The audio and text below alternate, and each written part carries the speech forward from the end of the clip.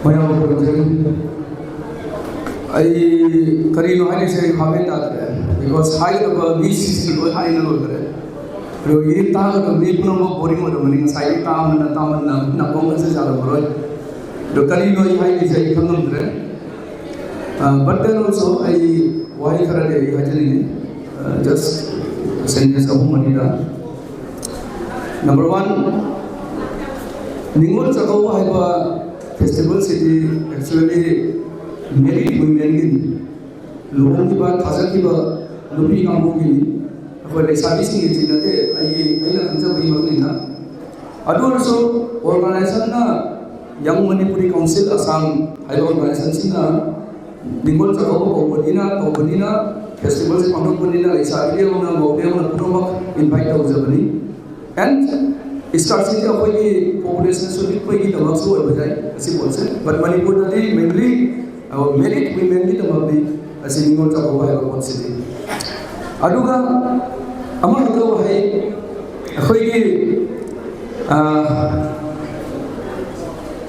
Assam the Riva maintain Ningol sing mainly Manipuri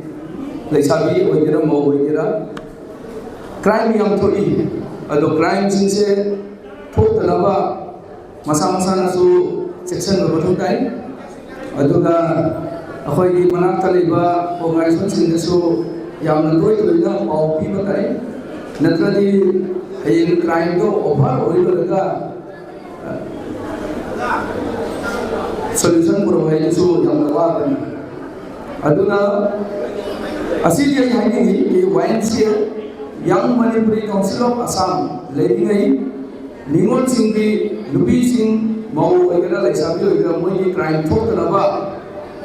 YMCA, lay high say anytime Tasa view, any problem when so YMCA group ta high view, Moinadum, Tobirotani, Atogi, mainly YMCA the ladies say Nupana Yami. I keep Pamsapamadi, Assam the Nupi Assamese sing isu birangana haina team amalai nupi kambugi lesabi kambugi yang strong eba sigati mera bai ke mau gidi lesai but nupi gidi le lesai yang na ude ai lesabi sing the main problem de lesabi ni aduna lesabi sing isu ama team ama YMCA ki akoi ki wing ama oina like as the birangana yang na akan ba ubadadi yang na sak bajara su Nupa da phupa ngamba adugumba nupi lesabi sing leiradi ai wakhalomdali ataisu khoi samasta atoba jatina ubada yamna kiba oina ba ijat ni ni ai khali because last year the mau ama sibagi muslim madina morning walk tawada thangadaga uraga gang rape to kibalai adugi su case akoina ahin chupa hoi SP office Gerau to raga koina missing the panki Muslim marido adugumba mayam crime lai laptop nade thok choi aduna ayi wahaladi nupi mo singi di mera bai le sare ado nupi le sabi sing sigidi group amo le bai phasana udri ado ayi wahaladi YMCA ki nupi ki team amo ina ama akan ba sakti da semba asi in future the protection do oina bai ni Ningol chakaubagi sei ko digi harau umai to laga kesukana banate but 365 days always protection se bathau tai development bathau tai nahi ase khanjai thank you ahan mamaktada ngasigi ekhoi madari ge kala academy hall sida YMCA na sillang duna Ningol chakaubagi thauram pangthok pariba ibung upa singgu thagatpa amadi pukningi nungaiba phongdok sari loina dana ngasigi YMCA gi Ningol chakaubagi haina thaurang langjari basida magai amadi mapalom dagi lengbiri ba ichili naw ine iche idon ima indon singbuju ngamkhai lektana aigi khoigi maira lukki magai dagi thamoi gi nungaiba phongdok sari asumna matang lakliba sahi singdasu lakadoba sahi singdasu asumna ubing pasingna Ningol chakaubagi sibu kauba ngau ꯀꯧꯕꯒꯤ ꯊꯧꯔꯥꯡꯁꯤ ꯄꯥꯡꯊꯣꯛꯄ ꯉꯝꯕ ꯑꯣꯏꯖꯁꯅꯨ ꯍꯥꯏꯕꯒꯤ ꯑꯩꯒꯤ ꯋꯥꯈꯜꯗꯒꯤ ꯏꯕꯨꯡ ꯏꯄ꯭ꯋꯥꯒꯤ YMCAꯒꯤ ꯃꯐꯝꯗ ꯑꯩ ꯊꯥꯖꯕ ꯑꯃꯗꯤ ꯑꯩꯒꯤ ꯑꯥꯁꯤꯔꯕꯥꯗ ꯊꯝꯖꯔꯤ ꯑꯩ ꯑꯗꯨꯛ ꯌꯥꯝ ꯊꯣꯏꯗꯣꯛꯅ ꯉꯥꯡꯕ ꯍꯩꯕꯁꯨ ꯅꯠꯆꯗꯦ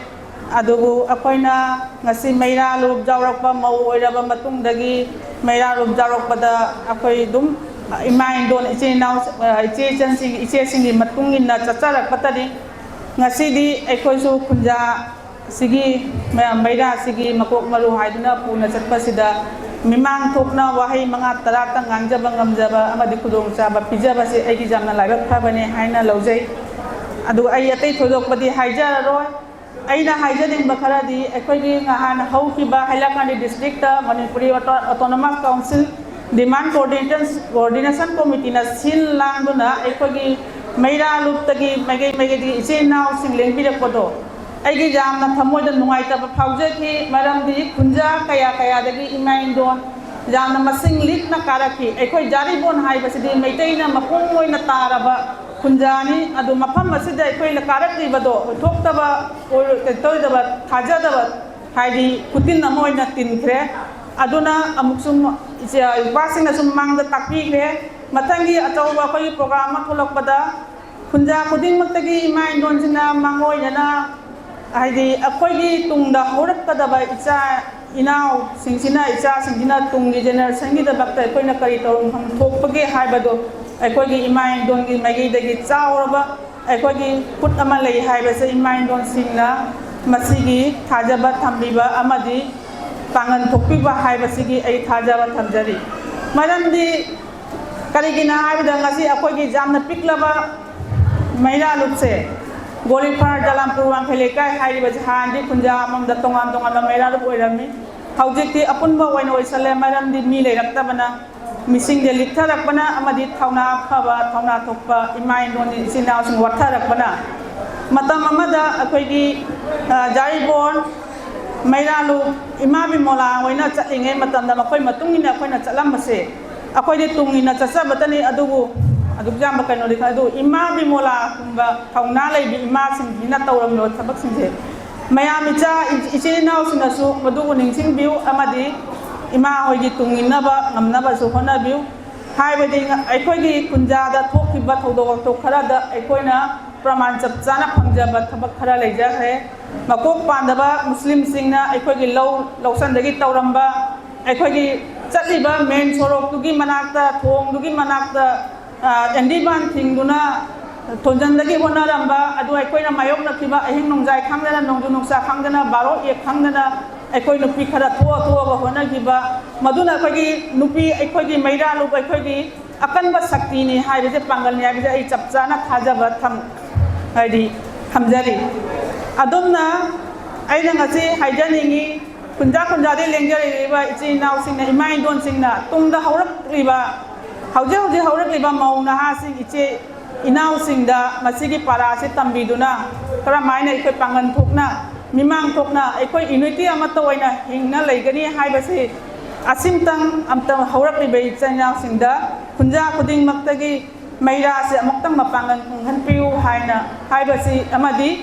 ꯑꯩꯈꯣꯏ ꯉꯁꯤꯒꯤ ꯁꯤꯜ ꯂꯥꯡꯂꯤꯕ YMCAꯒꯤ ꯏꯕꯨꯡ ꯏꯄ꯭ꯋꯥꯁꯤꯡꯕꯨ ꯑꯃꯨꯛꯀ ꯍꯟꯅ ꯊꯥꯒꯠꯆꯔꯤ ꯍꯔꯥꯎꯕ ꯐꯣꯡꯗꯣꯛꯆꯔꯤ ꯃꯊꯪꯗꯁꯨ ꯑꯃꯨꯛ ꯃꯁꯤꯒꯤ ꯊꯧꯔꯝ ꯑꯁꯤꯕꯨ ꯑꯩꯈꯣꯏ ꯁꯔꯨꯛ ꯌꯥꯖꯒꯦ ꯑꯉꯝꯕ ꯁꯔꯨꯛ ꯃꯇꯦꯡꯁꯨ ꯄꯥꯡꯖꯒꯦ ꯍꯥꯏꯔꯒ ꯑꯩ ꯉꯁꯤ ꯊꯝꯖꯔꯦ ꯂꯣꯏꯖꯔꯦ ꯃꯌꯥꯝꯅ ꯐꯪꯖꯔꯦ ꯑꯍꯥꯟꯕꯃꯛꯇꯗ ꯉꯁꯤ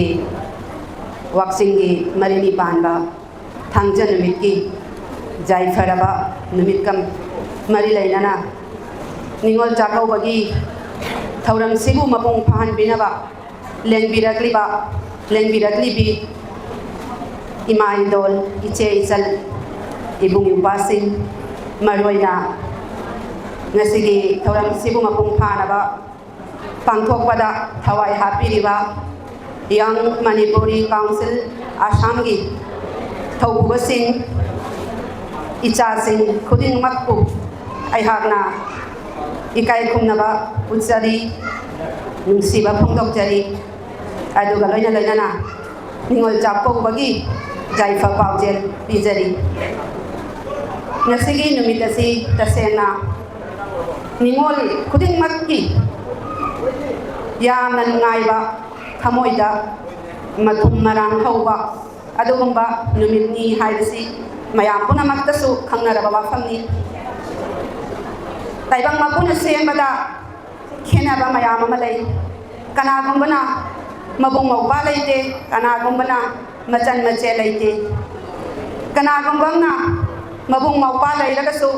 khudong chadabadagi ningol chakauba numitsiga kaubiba ngamdaba mitlu pirang taiduna numitsibu ngaijarakpa ningol kaya amani punamaksigi awatpasi menanabagi damakta thawai hakchang jauna awa anap thidana chongthokpuna hotnabiriba YMCA gi thaukuba-sing ibung yupa-sing amadi icha-singbu hanna thagatpa phongdokjari matam punamakta jaifaba oibiu haina thamjage ngasigi ningol chakaubagi platform sida aihapu wahai karatang hainaba tanja pibiba thoidoknai gi chauthokchaningai ni ngasaidagi aikoigi wangang loisingna haibikibada nupi oibigi wafam makta haikre ima matik chabatai ningol aphaba oibatai khudingmak nupi ngaktani junggilan mapangilan samasgilan nupi na ngakpa ngaktani achumba wafamni aphaba nupi amana jungma maseni fattaba nupi amana jung thugai aikoina khangjaba puarigi waridasu nupi gi lan mayam amani adu ngasidi ai masidagi khajetang na thairaga hogalakriba aikoi tunggi jumbure loikatoriba ichasing upasing makhoi baramda wahai karatang thamjarange ngasi social work ni haiduna tauriba ichasing makhoi gi anauba wakhal anauba manglan anauba mamaga roinana chongthorakpani haibase aina thajai adubu ahanbada ai haibase namaruni aina laikamda leplagani leinungda irol nungda luplibani do aina chingkhatpa ngamgadabani maram aduna aikoi individually ahanbada aise matik chaba mi oibatai aigi kongpham amamam leppa ngambagi step to dai koina khumang chausina chatpa ngambatai aikoi khudingmak resourceful person haibadi samaj ki seba tauba ngamba adugumba mioi oibatai maram aduna aina icha singa thamjaningi sahi nauriba young age saise kwaidagi hena maru oiraba punsi matang amani matang sidani aikoina isari period lep kadaba ngasi aikoina suri basa tungi laibak lep kadaba aduna icha sing aikoina social work loina na isabusu matik chana lamida satna na ba haibase aina haizari maramdi na koina tungi jumbi na koina aphaba oiragani achauba jumma mai kona lepa ngamgadabase ahanbada madupuna ngamnana bagi damakta ima ipa masak khangba nisadagi lakna leiba matam mahandaba phattaba lamchat chattaba aduga kwaidagi hena maruoibadi matik chaba aphaba mi ama oibase kwaidagi hena mathau taba poshakamani paisa parasu lamjat khatrabadi mai kana bakari sulai aduga loina na aina amukasu hana tamjali ngasi nakoina ningol chakaubani haina nachal nache ima indol mayam ama kauri nupi society siguna koina respect tauri hailai khangi asum haina matam chuppada nupi bu ijat thangadabani imung da sungai ngapan da sungai matam puna matta nupi bu respect tawa thangadabani nupi respect tawa hailaba numit kaduda nakoina chaukat pali kongthang ama thangjallabani haibase thajalladabani madugata aphaba nyoy moy gadabani marangni ngasigi nupi ise ichal mayang se noma mama warakani mama haibasidi ngasai se mayang ban mi duni mama dagi hen batai leite thaina ge puai dagi khoina khani panthowi pana wangbra korong nongbo na wangbra panthowi pana mawangi malian leimana lumbra palian imana marum mi haibuni ima dagi hen balaite aduna ngasigi young generation no di mama wala kani maramad na ay haizani na koi puna magna achum balambi apha balambi tiraga chatpa patta balambi lagi la na chatwa amadi ay firiat amam lecture aga samas ki seba tawa ahan bada ay family mathang the society and at last entire nation ni seba ko tawa bada bani ahan bada isa lecture bahai basina phai ki maru oi hai wafam se ay mayam thamjarange ay especially ay young generation dai thamjage aduga jamna sangjararoi aroi bawaina ngasigi sinlang liba itasin amakasu hanna aina madam puna ngakta jai saba wayu na da yettaba matik mangal leiba aphaw bami amamam oira u haibase aina makasu hanna thamjari amasung ningol chakaubagi nimitsida mangol arsibat pijari ningol chakauba jai kaminarasi maitei mana jai sare thagasari mayam